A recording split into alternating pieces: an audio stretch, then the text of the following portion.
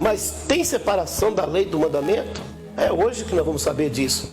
Se você chegar até o final aí aprendendo, você vai descobrir essa realidade hoje, não vai ficar dúvida.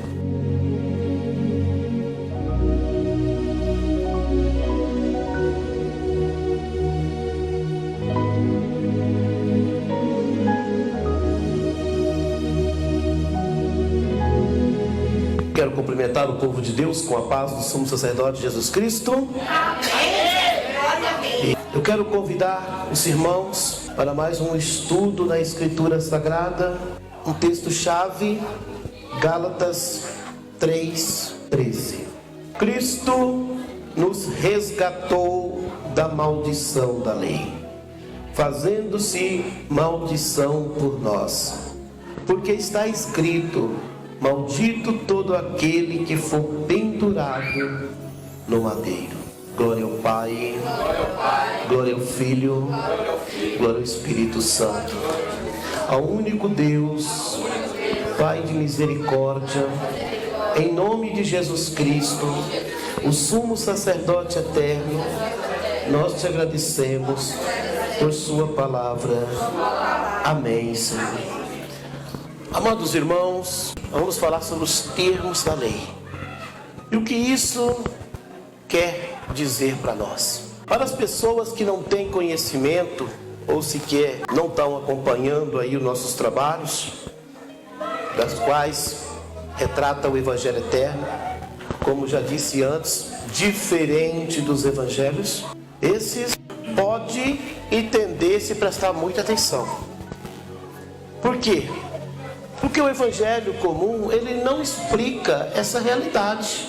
Onde que o mundo está chegando, não explica. Onde o final de tudo já está acontecendo, não acredita, não explica, não ensina. E dificilmente alguém não ensinado, ele saber acompanhar alguma coisa, né? Esse estudo está alinhado ao livro que será brevemente publicado, A Grande Profecia.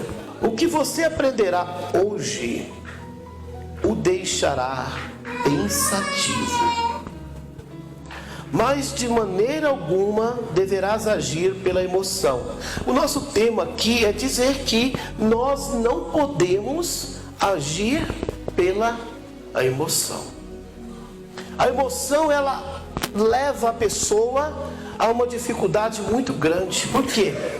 Porque tudo que leva pela emoção, ele pensa que é Deus. Porque é algo que não é visto, é algo que pode sentir, que pode ser sentido, não visto. Então ele pensa que tudo é Deus. Mas o que é, afinal, uma emoção? Algo novo que você nunca ouviu e nem viu. Tudo novo para você gera uma reação da emoção. Nesse relato, diremos tópicos que ainda seguem obscuros, tá?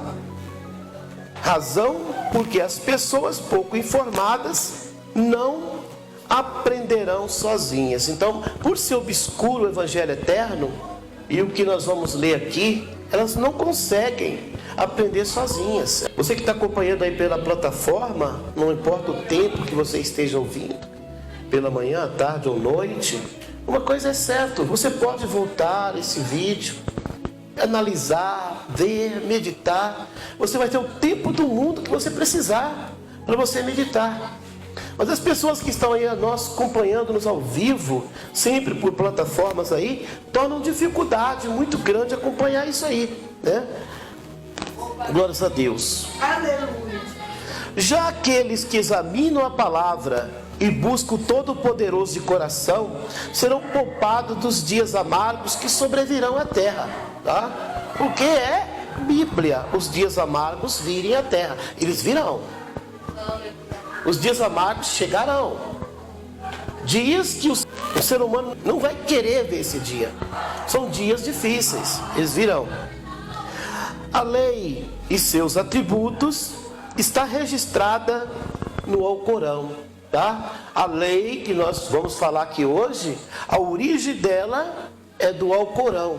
E hoje você vai saber que a lei é algo mortal, ela mata. Ou você cumpre, ou você não cumpre. Se você optar por não cumprir a lei, mediante a situação, você será julgado morto. Ainda que não materialmente, mas julgado morto espiritualmente. Aquela seita, do Alcorão lá, obrigatoriamente manda seus adeptos decorarem o tal livro ainda criança. Você sabia que uma criança com 12 anos que estuda o Alcorão, ela já sabe o Alcorão de cor? Esse estudo ele é obrigatório, todos terem o conhecimento do Alcorão com 12 anos, tá? Esses comentários são ouvidos em toda parte do mundo, tá? Não é segredo para ninguém aqui. Muito diferente dos mandamentos, a lei possui outra atuação. E hoje vamos aprender as duas atuações: a atuação do mandamento e a atuação da lei. O que a lei traz e o que o mandamento traz. O que a lei produz e o que o mandamento produz. O que tudo isso pode acontecer. Nós estamos aqui para descobrir essas realidades, tá? Nós precisamos saber as atuações diferentes, porque se nós não descobrirmos a atuação da lei e a atuação do mandamento, nós não vamos saber o que estamos seguindo e para que estamos seguindo e como evitar o erro. Agora, se nós colocar tudo num pacotinho só, lei e mandamento, aí, irmãos, você já sabe, vai ser um desastre. Por isso que o mundo anda nessa corrida, que vão chegar cansadinhos até o inferno, por causa disso. Porque misturou lei e mandamentos. Mas tem separação da lei e do mandamento? É hoje que nós vamos saber disso. Se você chegar até o final aí aprendendo, você vai descobrir essa realidade hoje. Não vai ficar dúvida. Não existe opção para os dependentes da lei, tá? Não existe. Ela tem por função obrigar todos a seguir. Por ela, a humanidade ficou presa, porém sem direito à defesa. Então, lei é lei. Tudo que você vê, tanto espiritual como material, quando você chama a palavra lei, ou cumpre. Não existe ou cumpre, não cumpre. Ou cumpre. Tá? Vou mostrar para vocês um tópico da lei, tá? Que estamos apenas apresentando e vocês vão saber a reação depois da apresentação, tá certo? Evangelho de João, capítulo 8, versículo 5. E na lei nos mandou Moisés que as tais sejam apedrejadas. Tu, pois, que dizes? Tá? Na lei nos mandou Moisés. Ali a lei está misturada, mas porém paralela, tá? Paralela com os pergaminhos sagrados, que hoje nós chamamos Escritura Sagrada. Está paralela à Escritura Sagrada. A lei estava paralela naquela época, mas estava lá atuando as duas juntas. Os dois juntos, o mandamento e a lei, tá? É hoje que agora vamos descobrir aqui. A lei proveniente do Alcorão, como já dito, foi associada aos papiros da Escritura, assim que Roma invadiu Israel em aproximadamente 80 a.C. Então, quando Roma vem, que ela invade Israel em 80 aproximadamente a.C., né? Quando Roma vem invade Israel, eles trazem a lei, os sumos sacerdotes, traz um rei da sua autoria, já perde a linhagem de Davi, perde o sacerdócio de Levi, perde tudo, perde os mandamentos de Moisés e coloca os dois paralelos, a lei e o mandamento. Mas por que teve essa facilidade? Porque nós sabemos que a original do mandamento escrito pelo dedo de Deus estava na arca, e a arca desapareceu, tá? Então eles tiveram essa força por causa que a arca estava desaparecida. E por outro lado, quando uma nação ela invade qualquer território, ela implanta os seus próprios costumes, ela implanta os seus próprios deuses, ela implanta os seus próprios ensinamentos, suas próprias lideranças espirituais. E com Israel naquela época não foi diferente, tá? Não queira você tratar Israel com uma diferença aí. Foi igualmente, e aconteceu aquilo. Naquele tempo, ao tomar o poder, Roma implantou a tal junção espiritual. A junção que eu quero dizer foi todo esse pacote: sacerdotes, a lei e um rei. Tudo isso foi incluído no pacote que é a junção. Assim o povo deixou de comentar os mandamentos, tornando as palavras sagradas em lei de Deus. Tá. A lei ficou autenticada, sagrada, porque deixou de ser a lei do Alcorão, mas tornou-se lei de Deus. Então Deus é santo, Deus é puro, Deus é glorioso. Então o que nós colocamos paralelo com o nome de Deus também se torna santo, puro e glorioso. Aleluia. Então vocês entendem mais ou menos como funciona, né? Vocês estão entendendo? Tem alguma dúvida? Glórias a Deus. Esse foi o motivo do Senhor começar a missão, buscando homens simples, pecadores e analfabetos. O que isso quer dizer? Muito simples. A resposta está em Nicodemos. Deus queria que o povo dele começasse do zero e não aproveitasse o ensinamento que estava já contaminado com a lei. O mandamento que estavam vivendo estava contaminado com a lei, porque estavam juntos, paralelo. Então uma hora dava um beliscãozinho na lei, outra hora dava um beliscãozinho no mandamento, para não perder aquele costume, né? Por que Jesus chamou então analfabetos pescadores? Por causa disso. Aqueles homens não tinham nada de Deus, aqueles homens não conheciam nada. Ou porventura você encontra na Bíblia gente simples do povo falar alguma coisa, ou fazer alguma tentação, ou a Jesus falar alguma coisa? Não tem.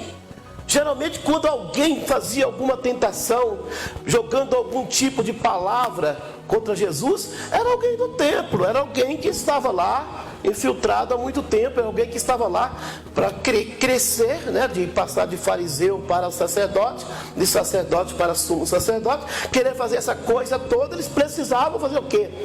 Cumprir a ordem do seu superior, né? Glórias a Deus. E por que Jesus disse para Nicodemos? Necessário tinha nascer de novo.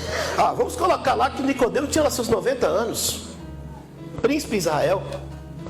Mas ele precisava, na palavra atual nossa hoje, da tecnologia, nós chamamos: Nicodemos, você precisa formatar sua mente. Você precisa esquecer o que você fez, Nicodemos. Você precisa esquecer a sua pregação que você tinha. Você precisa esquecer tudo. Você tem que renovar. Você tem que transformar uma criança. A criança não tem nada na cabeça. Uma criança é pura, a mente dela está pura, não tem nada na cabeça. Ela está pronta para aprender. Então Nicodemos precisava esquecer o passado. Então hoje, se nós queremos alguns pregadores aqui, nós vamos ter que dizer essa palavra sem medo de errar. Tem que formatar a mente. Porque você não pode misturar, fazer igual o povo de Israel, né? Usar a lei e usar os mandamentos paralelos. Não pode fazer isso. O que vai acontecer? A lei vai contaminar os mandamentos. E acaba ficando um trabalho contaminado. Por isso que Jesus chamou aqueles homens simples para isso. Para que eles pudessem fazer um trabalho. E Jesus não precisasse formatar a mente de ninguém. Eles já iam começar aprendendo com Jesus. Geralmente funciona assim. A nossa mente, se ela tiver aprendido errado, ela tem que começar do zero, para ela começar a aprender da maneira correta. Mas eu não vou chegar onde eu cheguei. Claro que não. E nem pode. Você vai aprender, tudo que você aprender vai ser de alarme. Você sabia que uma palavra só que as tribos de Israel dizer, isso depende da palavra que você disser, ela vai ser um abalo no mundo? Você sabia disso? Por quê? Porque o mundo está acostumado com a palavra da lei, tá? É verdade. Ou com a palavra misturada da lei. Então é isso que nós estamos aqui, tá bom? Todo Israel tinha esse costume, mas as tribos dos filhos de Israel deveriam ensinar uma forma espiritual diferente à nova aliança. Então, quando fala nova aliança, está falando de uma formatação espiritual. Aproveitar o nome, o que Deus deixou lá atrás, mas fazendo uma nova aliança. Você derrubou a casa velha e começou no mesmo terreno, tá?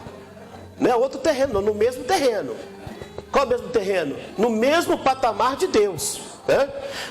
E fez uma casa nova, né? Aleluia. Atos 4:13. Então eles, vendo a ousadia de Pedro e João, e informados de que eram homens sem lepra e indoutos, maravilhavam-se e reconheceram que eles haviam estado com Jesus. Então vocês perceberam aqui? A forma como eles falam aqui é a forma que os discípulos eram pessoas que haviam aprendido diferente, porque Jesus ensinava diferente e tudo estava de uma forma diferente. Então essa é a realidade, tá? Então o Senhor não aproveitou nada que se anunciava no templo, nada. Você não encontra Jesus lá no banquinho, lá escutando eles pregarem.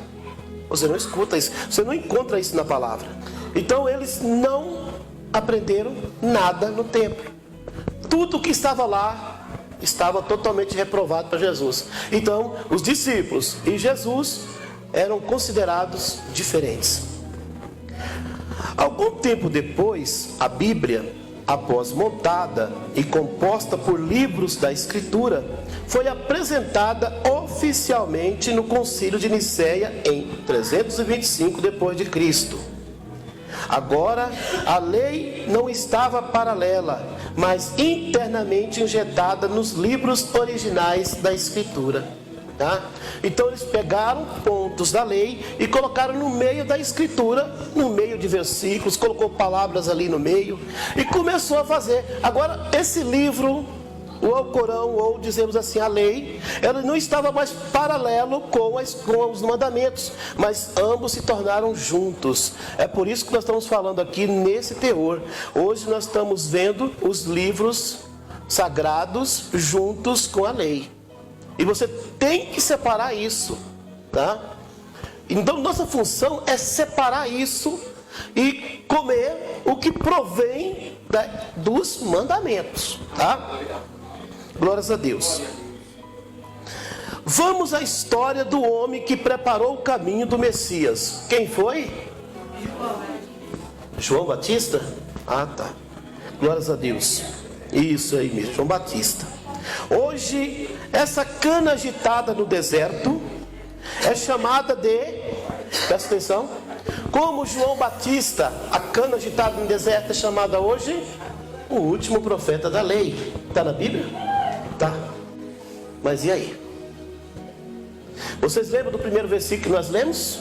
Cristo nos resgatou da maldição da lei. Mas aí aparece João Batista sendo o último profeta da maldição. Agora que embolou tudo, quem que vai entender? Uma hora a lei parece como maldição, outra hora ela parece como o dedo de Deus escrevendo para nós. Ela parece como bênção. Quem pode separar que a lei é bênção e maldição? Quando é que a lei é bênção e quando é que a lei é maldição?